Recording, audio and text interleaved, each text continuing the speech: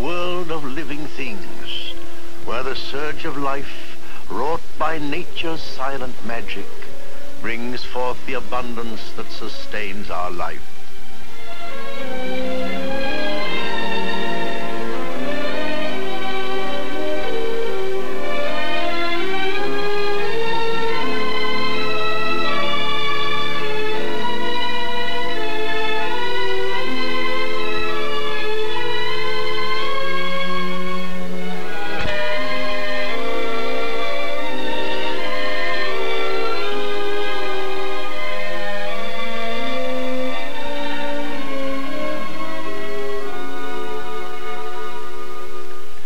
In some mysterious way, the germ of life in the seed awakens. The root gropes downward into the soil, and the stem, bearing its slowly unfolding leaves, strains toward the sun. This is the eternal process of growth, whose perpetual rhythm fulfills the promise of the earth's richness through sprouting seed and growing plant and swelling blossoms.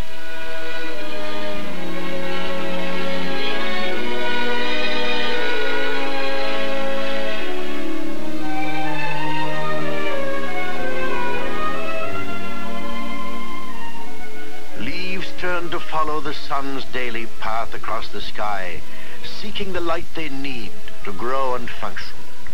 They have a special ability which enables them to turn towards and follow the source of light.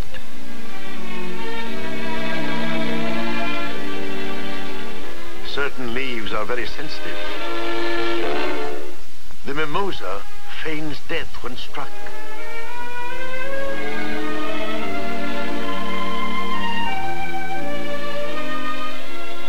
And later, the danger past slowly revives.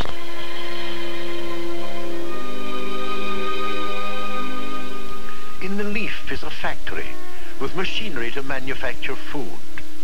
By some magic of nature, not fully understood by modern science, energy from the sun combines carbon dioxide and water in the leaf cells to make sugars and starches. This is photosynthesis. Its agent are the chloroplasts, tiny green bodies floating in protoplasm, a living substance in leaf cells. Most of the food we eat has its beginning here.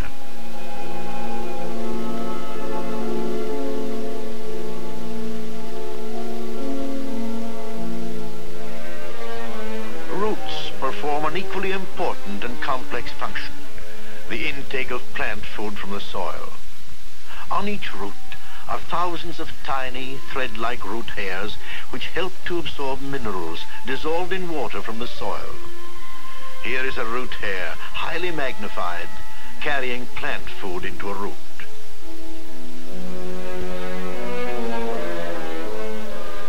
From the roots, the minerals are carried by a transportation system through the plant tissues to the stem and leaves.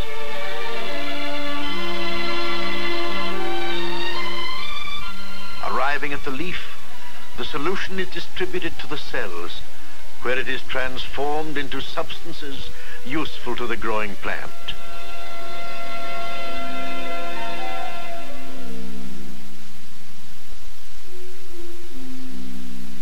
Roots are sensitive to the presence of moisture and plant food. The roots of the plant on the left, in soil lacking plant food, are induced to grow into the fertile soil on the right.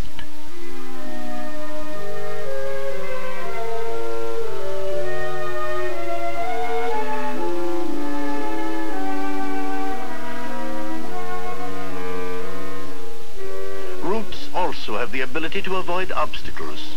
They are not easily discouraged in their search for nourishment. Some of the complicated processes involving growing plants and the soil in which they live are still beyond our understanding. But we have learned many valuable facts about soil. In the beginning, all soil was rock. Over many thousands and millions of years, the mighty forces of nature, glaciers, freezing and thawing, pounding of wind and water, gradually break down the rock into smaller particles. Tiny elemental plants begin to grow on the rock's surface. They too break down the rock. With the passing of many hundreds and thousands of years, their persistent demands for nourishment, their living and dying, exert forces for change which the rock is unable to resist. The minute rock particles formed by these breaking down processes appear highly magnified as intricate pieces of crystal. The decomposing remains of many generations of plants add a new element, organic matter, and the soil begins to take on a new and more complex form.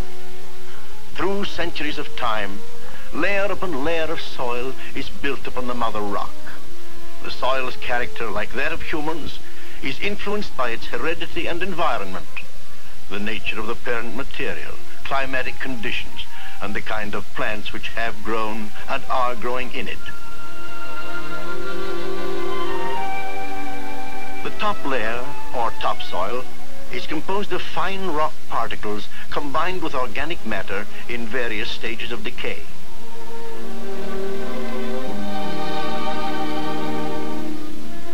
Structure, the most important characteristic of any soil, is determined by the size and arrangement of the various mineral particles and the amount of organic matter. As the proportion of organic matter increases, the soil becomes more granular, providing a better growing medium for plants.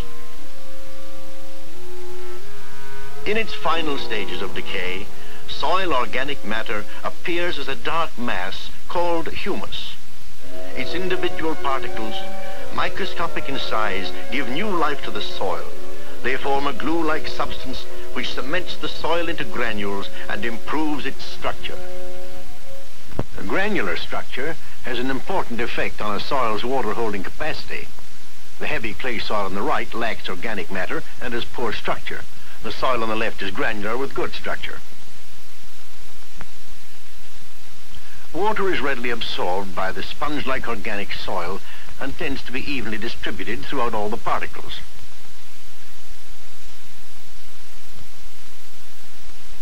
The heavy soil, because it lacks organic matter, is able to absorb only a little water.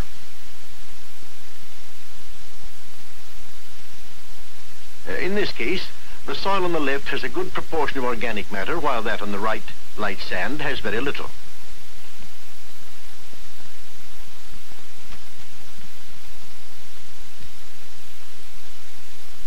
Water percolates too rapidly through the light sand, carrying with it a muddy residue containing the best part of the soil. The organic soil holds most of the water and retains its valuable nutrients.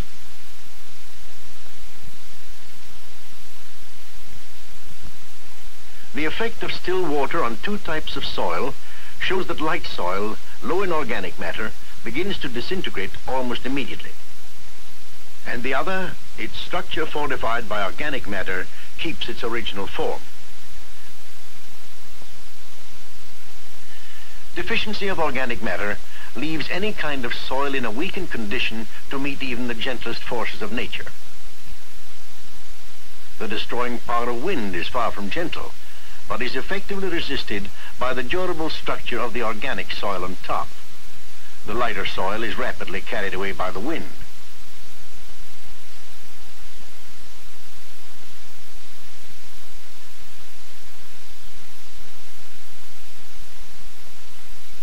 Rain is necessary for all productive soil, but the persistent beating of falling raindrops is a peril which can only be resisted in natural soils by a structure reinforced with organic matter. The soil with weak structure is soon washed away.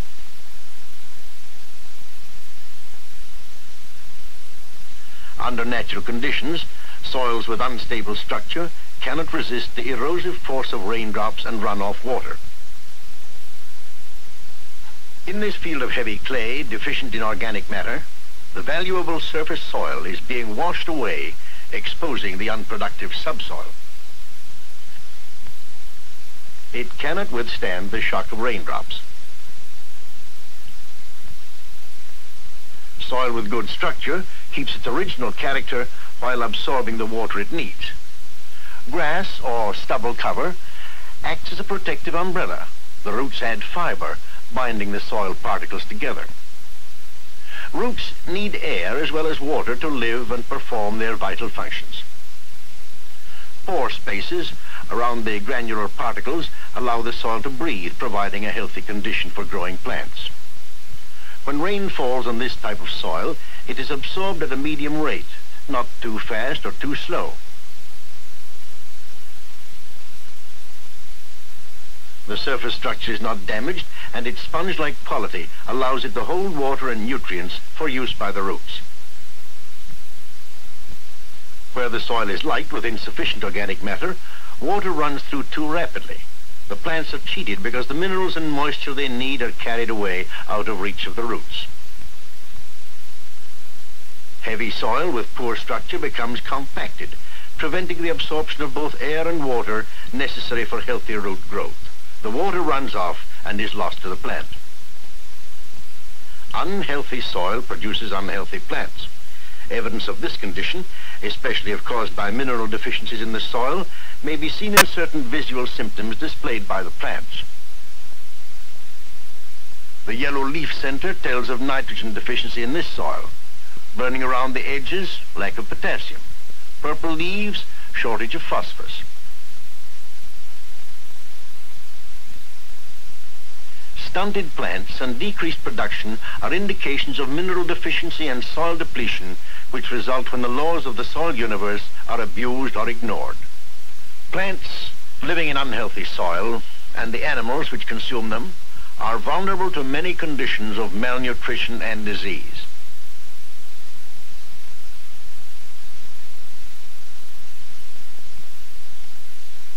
Plant diseases, too, can be responsible for serious losses in production. The organisms causing these diseases multiply rapidly, and if allowed to grow and reproduce unhindered, would soon destroy all plant and animal life on Earth.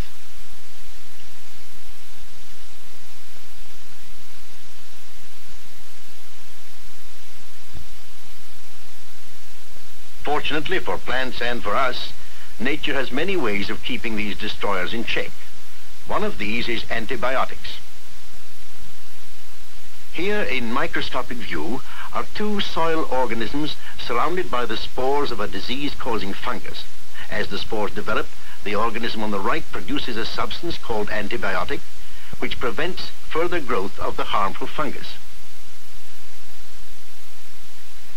It was the discovery of this secret of nature that made possible the production of effective disease-combating drugs like aureomycin and streptomycin. Other types of antibiotics exist in nature as a constant protection for living things against disease.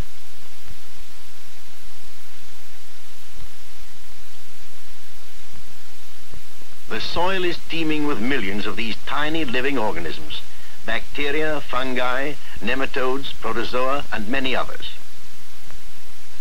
Some are disease causes, but most are beneficial to the soil, to plants, and to mankind.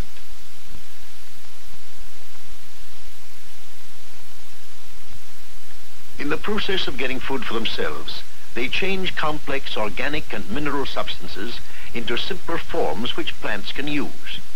They keep the plant food in the soil in circulation, make the soil a better place for plants to live.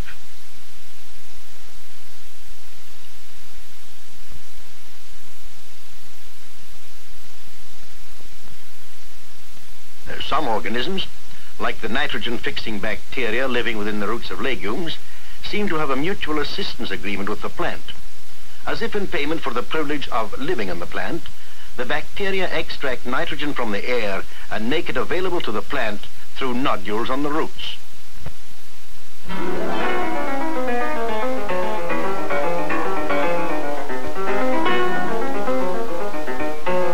The soil world is the natural home of many kinds of insects. The thrifty ants forage for food to put away in their underground storehouse against a rainy day. They are little concerned whether it is alive or dead.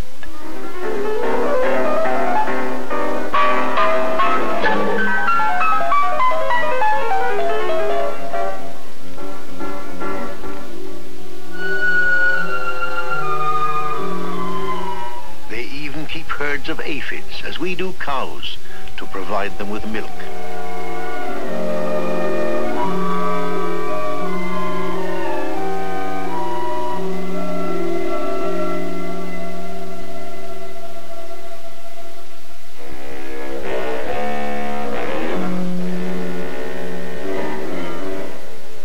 inhabitants of the soil world are ruled by jungle law. Killers are everywhere. Life is fraught with danger for the weak and slow, and for those without armor plate protection. Though merciless to their victims, insect predators are beneficial to mankind because they kill other insects, which, if left to multiply, would soon destroy most of the plant life on Earth. Earthworms are among nature's best soil conditioners. They improve soil structure as they pass through it and bring up fresh minerals from the subsoil. Plants grow better in soil abundant with earthworms. Nature, in her mysterious way, blends the evil with the good to maintain a harmonious balance in her kingdom.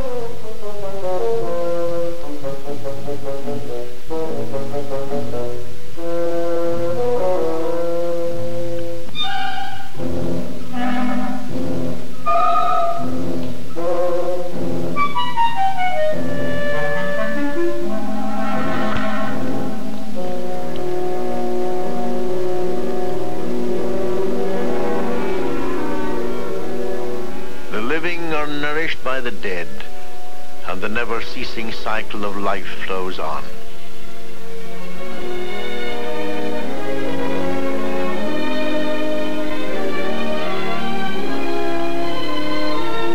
The changeless laws of the soil universe extend their influence above and beyond the lumps and granules of surface soil into the very life of mankind. Because the world has never had enough to eat, farmers in all nations are concerned about the ability of their soil to produce abundantly now and for generations to come. Each has his own special problems. The world's future depends upon how he solves them. Laboratory analysis, an elementary step in soil building and maintenance, gives an indication of mineral deficiencies from which a recommendation for fertilizer application can be made. But there is no simple answer. Chemical analysis gives only a limited picture of a soil's fertility and productive capacity.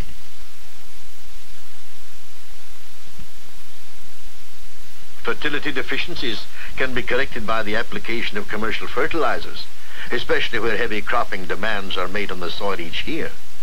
But if the soil is defective in other ways, all the fertilizer in the world will not correct the trouble.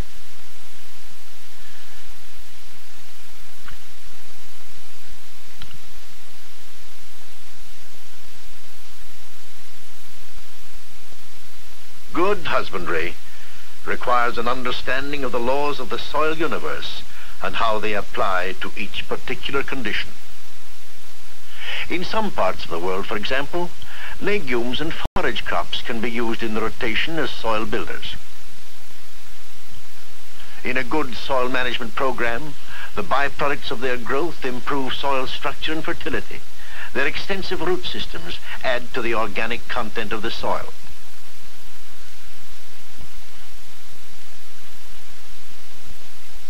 On every piece of ground worth cultivating, farming methods based on intimate and sympathetic knowledge of the ways of nature can reveal the secret of enduring and abundant production.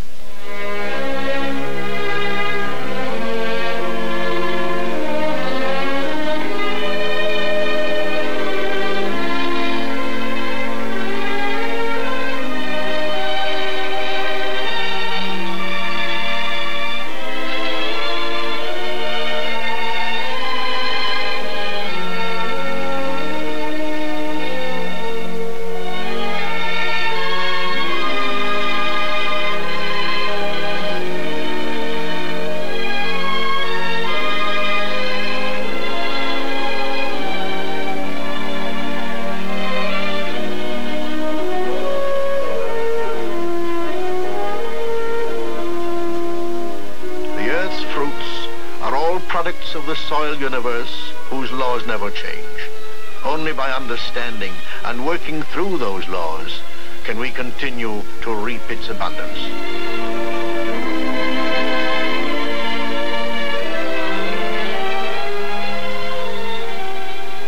With the men who till the soil rests the destiny of nations and the well-being of all the earth's people.